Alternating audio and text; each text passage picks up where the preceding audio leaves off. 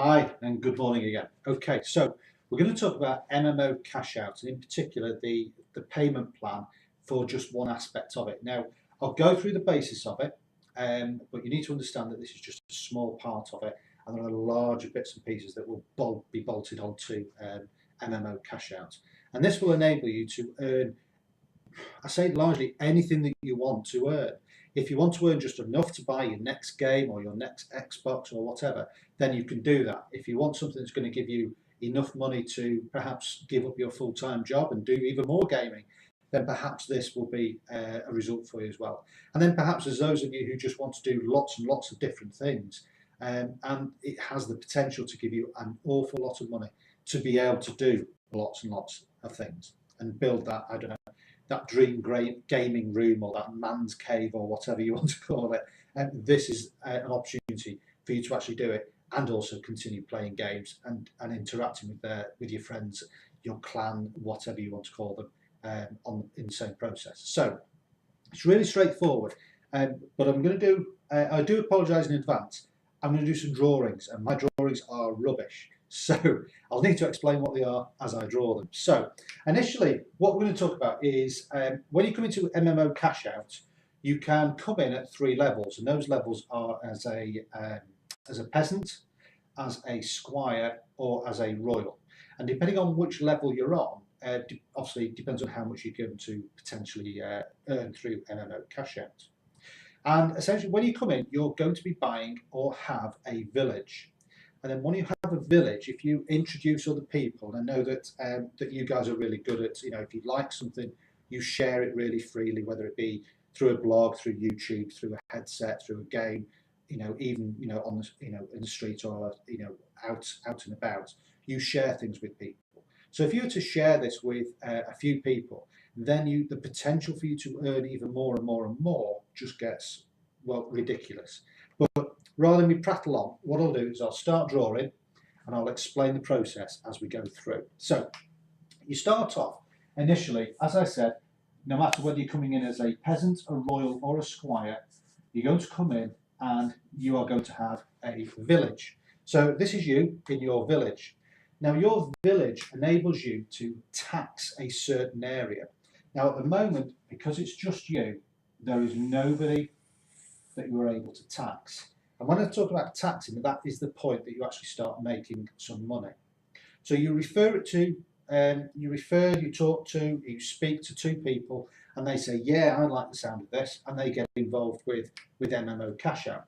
So, and again, here we go with the drawing. So we've got one here, and the second friend that you've got, you pop in there. So you now have the ability to start taxing other villages because you're starting to expand. Now, as that expands, that gives you, by introducing, speaking to 2 people, that enables you to be able to tax up to, oops, done it the wrong way, 64 villages. Okay, so hopefully you can see that.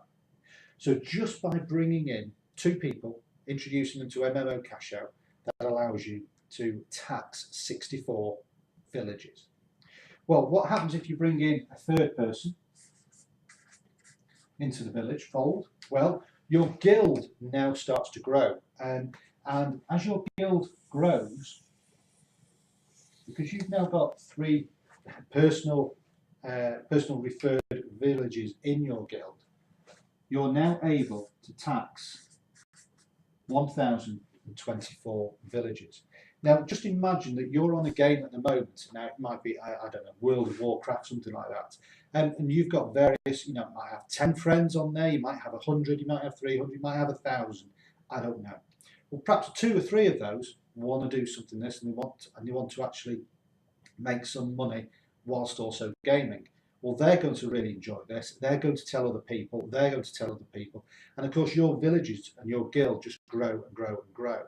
So as you can see, just by telling 3 people, you've now got the potential of taxing over 1,000 other people or villages. However, it doesn't stop there, because if you've introduced a 4th person into your guild, your taxable area now, and I'll write this slowly, is now, and I'll write it with a proper pen, is 65,500. It's so slowly I'm getting it wrong. 536. So you can now tax 65,000 villagers within your guild. And let's say you're getting really excited, word gets out, everybody's starting to make some good money, and it just starts to go crazy. And it can go crazy. So perhaps you bring in a 5th person, a 6th person, and a 7th person. And they all start their own little villages, their own guilds, they all get excited and start to create nice regular income or taxes from the MMO Cashout pay plan. That then gives you the ability to now tax, and again, I'll write this really slowly.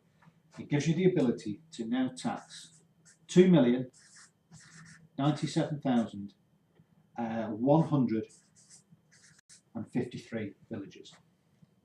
Okay, so that's the potential number of villages that you could tax. But what you're probably more interested in is, okay, 2 million villages sounds a lot, but what does that actually mean as in, taxes, money in my pocket? Well, as I said to you at the beginning, there are 3 levels. You have got a peasant,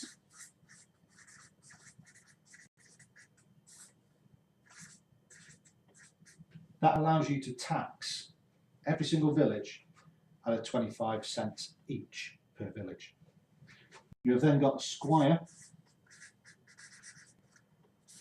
which allows you to tax every single village at 35 cents each.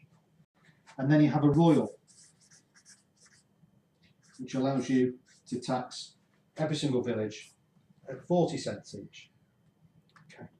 So if you are a peasant, you can tax everything at 25 cents. If you're a squire, you can tax everything at 35 cents. And if you're a royal, you could tax everything at 40 cents.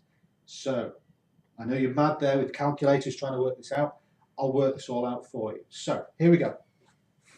If you're a peasant, okay, then just at this stage here, with 64 villages to tax, you're going to create an income, or a taxable income, sorry, of $16. Okay. If you were a peasant, the same 64 would create you an income of $22. And again, same 64 here would create an income of $25. Now that's every single month. So it could be that the next game is going to cost you, I don't know, say $70, or in 3 months as a royal, you could buy it for free. Yeah? Okay, if you're a peasant and you had 3 people that you'd brought into the business, then all of a sudden you've now got the ability to tax 1,024 people. So what does that look like? Well, that looks like this. It looks like $256 per month as a peasant. It looks like $358 a month if you're a squire, and it also looks like $409 a month if you're a royal. Okay, so happy with all that? That all works quite well. So let's get to the meat and potatoes, which is the 65,000 different villages within your guild that you can then start to tax. Okay, deep breath. So, and I'm just getting on my knees here, so I do apologise. So if you're a peasant, that would work out at $16,000 per month, with a bit of change. If you're a squire, that would work out at $22,000 and a bit of change per month. And if you're a royal, that would work out at $26,000 per month. Now, all of a sudden, you're able to get your game tree, you're able to get that fancy telly, computer screen, sorry. You'll be able to buy all the top of the range games, the biggest system you could get. You could absolutely own anything as far as the gaming world is concerned. And that is in just 1 month, bearing in mind that you've got another month coming in, another 4 weeks later, you might get another 16 grand as well. And that's just as a peasant. As a squire, you can see big difference, and as a royal, you can see a big difference as well. So I'm now going to go through this one here. And I'm going to go through this one pretty slowly as well. So again, I'll get on my knees. So bearing in mind that you've only had to bring in or create 7 personal villages, they've all got busy, and over time, I'm not saying this is going to happen a week next Thursday, this could take 12 months. It could take 12 weeks, it could take 12 days, it could take 12 years. It really is entirely up to you, the people that you get involved, and how you develop and coach and work with them. So we're at a scenario now where you've brought 7 people into this business. You've got, they've all got busy, and you've now got 2 million villages that you can now tax within your guild. Now that taxing produces this sort of an income. And bearing in mind that this isn't just a one hit, this is an income that will grow to this level and then will continue, all things being equal, then continue every single month.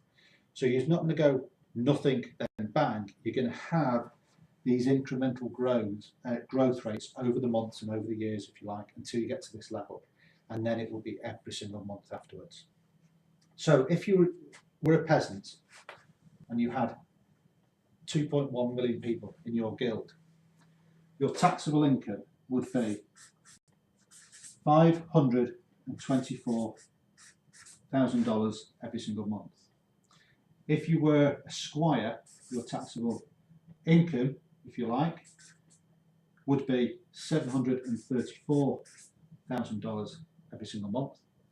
And then if you were a royal, it would be $838,000 every single month. Now, I don't know about you and your lifestyle. I only know about me and my lifestyle. And I know that this here, an extra $400 a month, that's an extra $100 a week, is really going to make a difference to, I would suggest, most people's lives. The other figures, yeah, it's going to involve work, and it's going to involve effort and time and energy. Is it worth it? Hell yes. However, it's not just going to happen. It's something you're going to have to work and put some effort into.